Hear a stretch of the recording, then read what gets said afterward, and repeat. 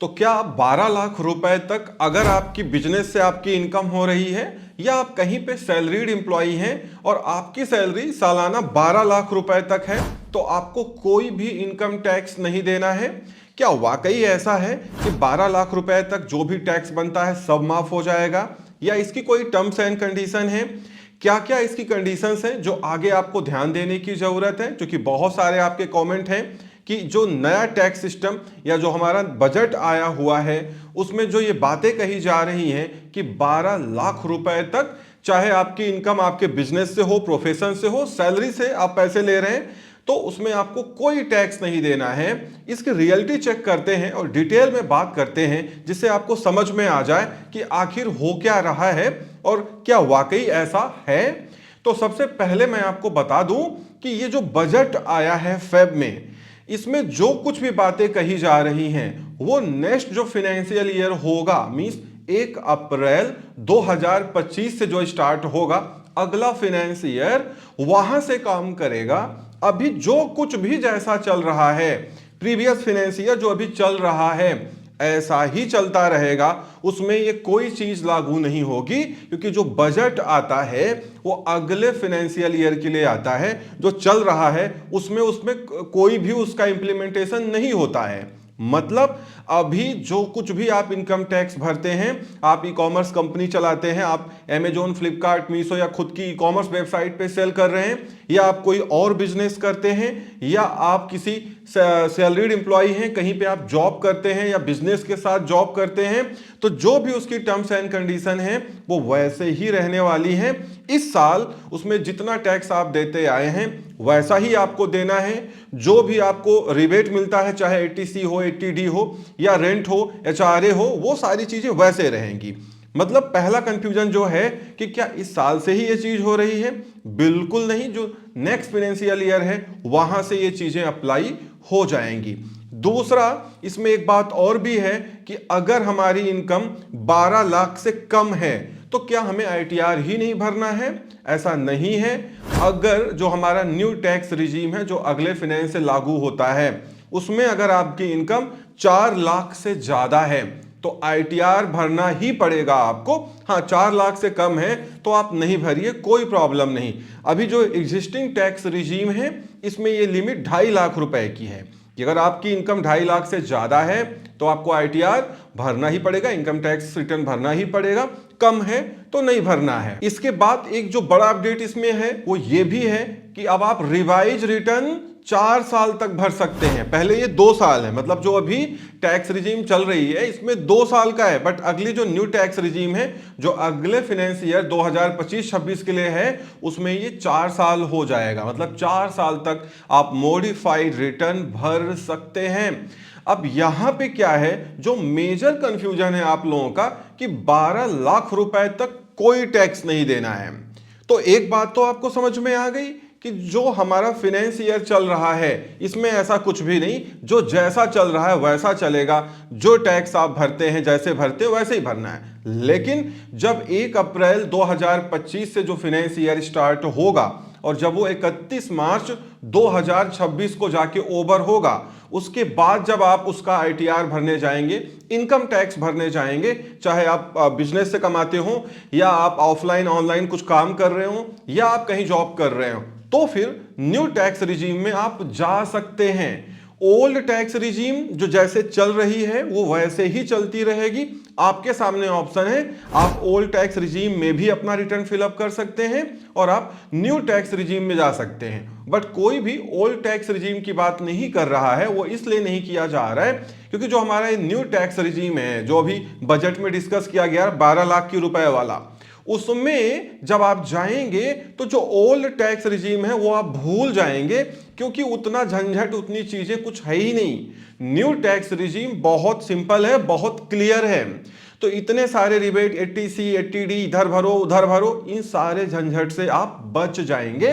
Means old tax regime का अब कोई भी मतलब यहां नहीं रह जाता है, बट वो ऐसे चलती रहेगी। अब न्यू टैक्स रिजीम आपके लिए सारा कुछ लेके आती है जहां पे आपको काम करना, आपको रिटर्न भरना है उसमें।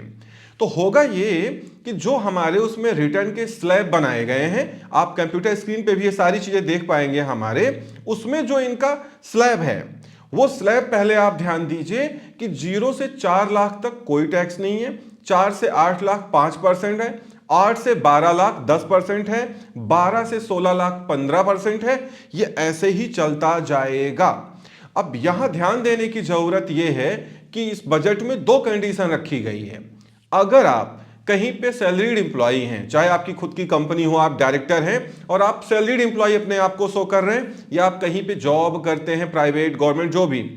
अब अगर आप सैलरीड एम्प्लॉई हैं तो गवर्नमेंट क्या कह रही है कि 12 लाख रुपए के बाद हम 75,000 रुपए और आपको एग्जेम्पशन दे रहे हैं। कई बार लोगों की शिकायत होती है कि मेरी इनकम तो 12 लाख 20 रुपए हो रही है।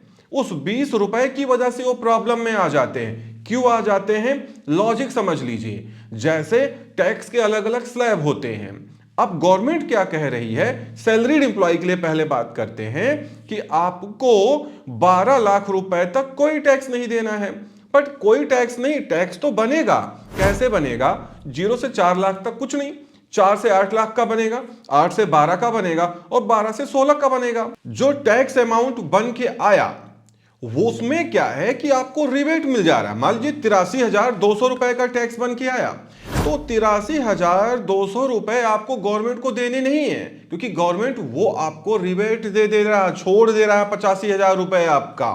प्लस इसमें यह भी है कि 75,000 रुपए आपको एग्जेम्पशन लिमिट मिल रही, ज्यादा मिल रही है। क्यों? लोगों की शिकायत रहती है कि मेरी इनकम 12,50,000 है, तो क्या हमारे पे टैक्स अप्लाई होगा? क्यों? टैक्स का रूल होता है। जैसे 12 लाख और 75,000 और आपको दिया जा रहा है अगर आप सैलरीड एम्प्लॉई है, 12,75,000।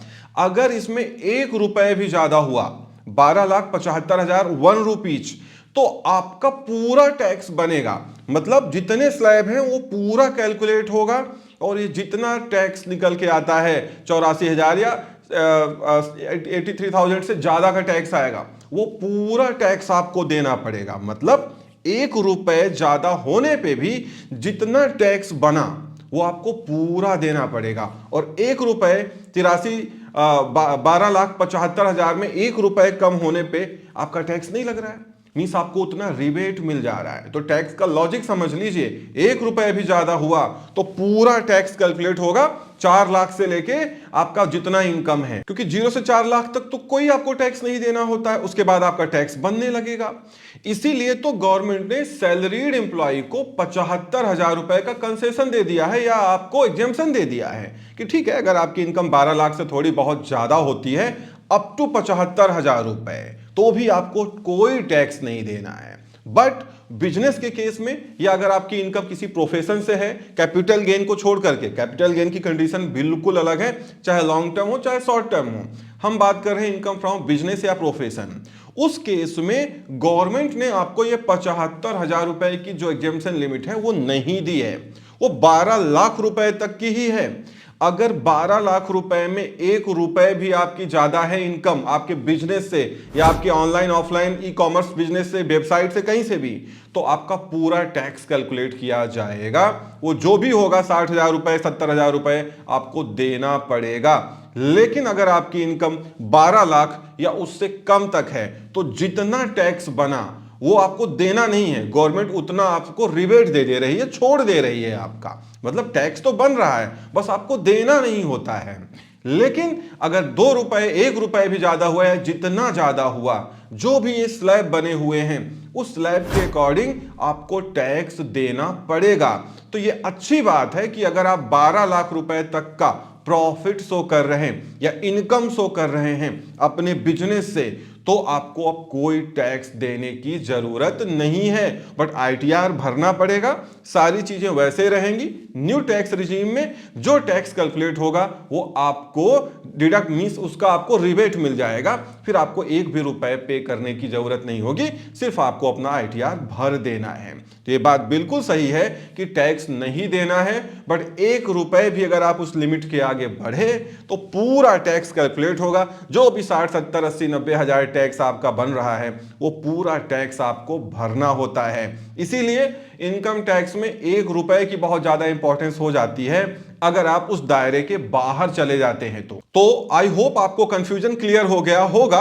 कि टैक्स तो बनता ही बनता है, बस गवर्नमेंट वो जो टैक्स बनता है उतना हमें रिबेट दे देता है, छोड़ देता है। इसीलिए जो फाइनल टैक्स पेमेंट अमाउंट होता है वो 0 रुपए निकल के आता है। ठीक है ना, ये बात तो क्लियर हो गई होगी आपको। बट ये सारी चीजें जो हमारा अगला फाइनेंशियल ईयर है साल 2025-26 वहां से लागू होती हैं।